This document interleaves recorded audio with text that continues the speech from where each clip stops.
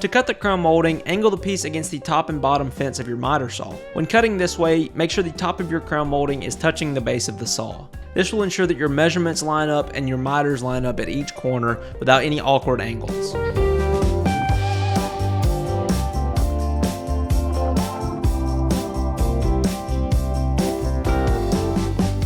Once again, I'll add some wood glue and secure the molding in place using a finish nailer or a brad nailer. When nailing in crown molding, make sure to locate the nail in an area that won't crack the wood or pop through the back side.